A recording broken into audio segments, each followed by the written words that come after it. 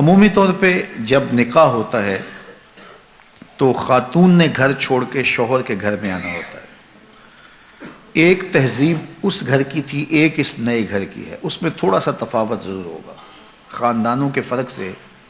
تھوڑا سا فرق یہ ہوتا ہے۔ تو خاتون یا تو اس سانچے میں خود کو ڈھال لے، یا پھر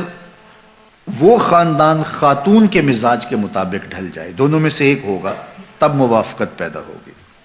جب خاتون کی یہ ضد ہوتی ہے کہ میں جو کلچر، جو تہذیب اور جو مزاج رکھتی ہوں، یا جو رسوم و رواج میرے میکے خاندان کے تھے وہ فائق ہیں، اور اس خاندان کو بھی وہی مجھ سے سیکھنے چاہیے اور اس کے مطابق چلنا چاہیے، تو پھر مشکل ہوتا ہے، اس لیے کہ اس ایک کے لیے 10 خاندان کے لوگ نہیں بدل سکتے۔ تو اگر یہ اپنے آپ کو ان 10 لوگوں کے مزاج کے مطابق ڈھال لے، ایسا مزاج نہیں جو شریعت سے متفاوت ہو، عمومی طور پہ ہمارے جو معاشرتی معاملات ہیں اس میں اگر وہ اپنے آپ کو ڈھال لے تو یہ اس کے لیے آسان ہوگا۔ یہ جس جگہ گئی ہے وہاں جا کے اس مزاج میں، وہ کہتے ہیں نا کہ جیسا دیس ویسا بھیس،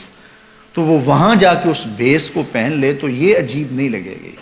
لیکن وہ اس پورے گاؤں کے اندر سے ایک خاندان اس بھیس کو اختیار کرے جو یہ لے کر کے آئی ہے، تو وہ اپنے خاندان کے اندر بھی عجیب لگیں گے،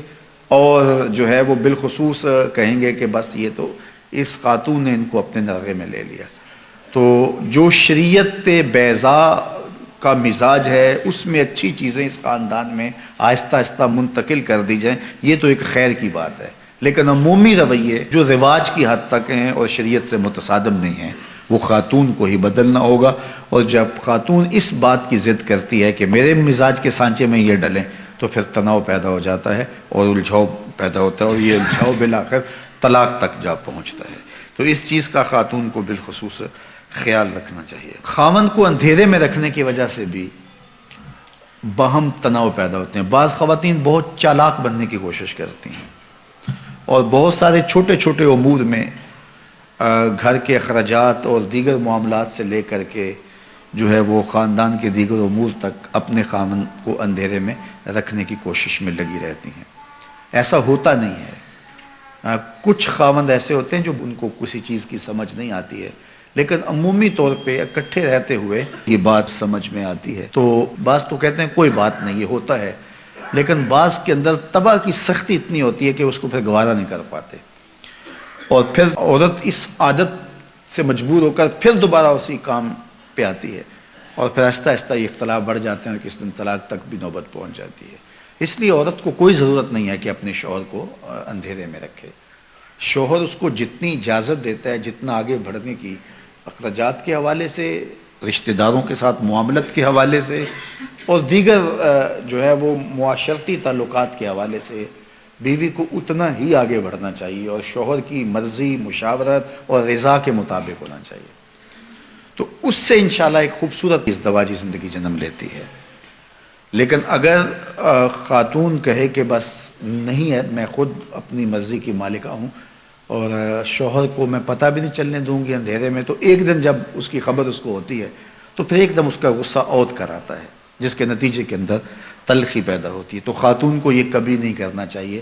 شوہر کو کبھی بھی اندھیرے میں نہیں رکھنا چاہیے، اس کی زندگی کھلی کتاب کی طرح اس کے شوہر کے سامنے ہونی چاہیے۔ حتیٰ کہ اس نے اپنے ماں باپ کو بھی ملنے کے لیے جانا ہے تو اس کو چوری نہیں جانا چاہیے، اپنے شوہر سے پوچھ کے جانا چاہیے،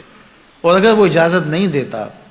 تو اس کے لیے بھی شریعت نے ضابطہ دیا ہے کہ ایک مدت اس کی مقرر کی ہے، اور اس میں بھی سسرال کے حالات کی مطابقت میں کہا ہے کہ جو ہے وہ جا سکتی ہے، لیکن وہ شام تک گھر پلٹ آئے گی۔